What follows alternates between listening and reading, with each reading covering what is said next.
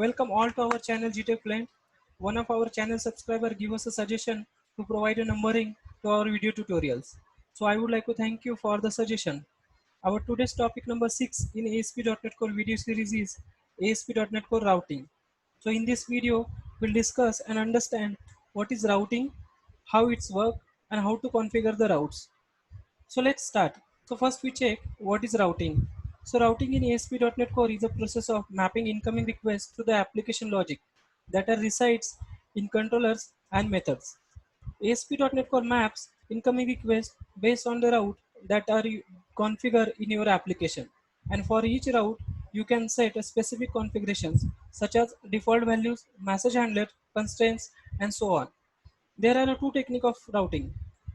First one is a conventional based routing and second one is a attribute based routing. So conventional based routing is determined based on the conventions that are defined in route template.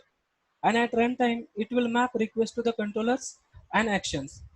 Attribute based routing is determined based on the attributes that you set on your controllers and methods. In this video, we will discuss conventional based routing. We will be covering attribute based routing and use endpoint routing, which is introduced in ASP.NET Core 2.2 and above version in our upcoming videos. So let's check how the routing is work.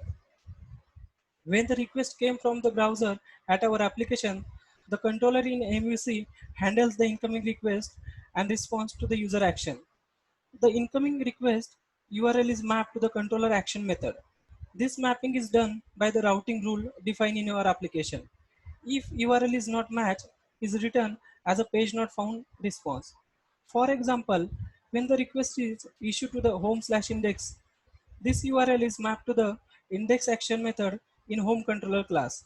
Similarly, when the request is issued to the home/details/1, this URL is mapped to the details action method in the home controller class, and the one value in the URL is automatically mapped to the ID parameter of the detail action.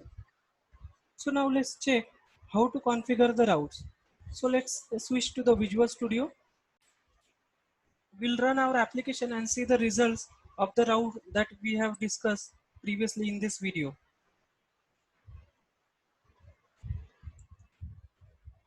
So when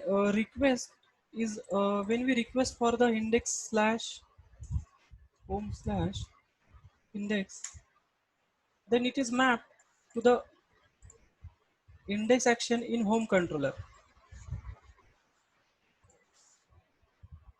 When we request for the home/details/1, then it is mapped to the home controller in detail action and with the ID parameter 1.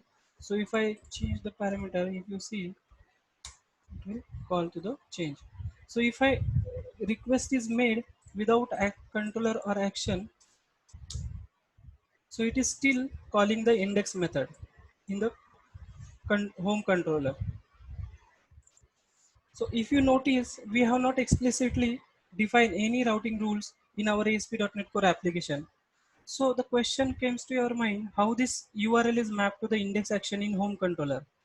This is because we are using this use MVC default routes.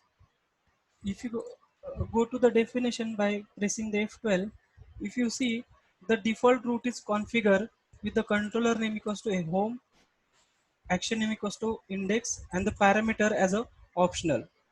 So use default routes is work in the most scenario. But if you want to change the default route name, or you can say the default route action, or set up the multiple route, then we were not able to do with this use default routes. So let's see how to fix that. So to achieve such a requirement, we will use MVC instead of default routes. So I have a code snippet I will directly add here. So if you look at the template, it is similar to the use MVC default route. So this use MVC default route is internally calling to the app.useMVC. So let's run and see it's working.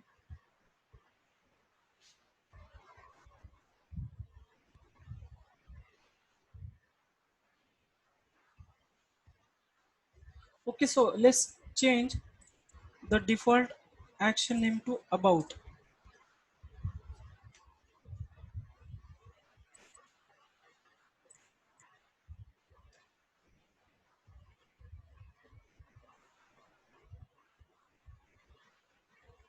Look, we are getting the about screen. So without adding the calling the about action. So now we have understand about routing in ASP.NET Core. In our next video, we will cover use endpoint routing, which will introduce in .NET Core 2.2 and above version. So we will meet in our next video. Thank you.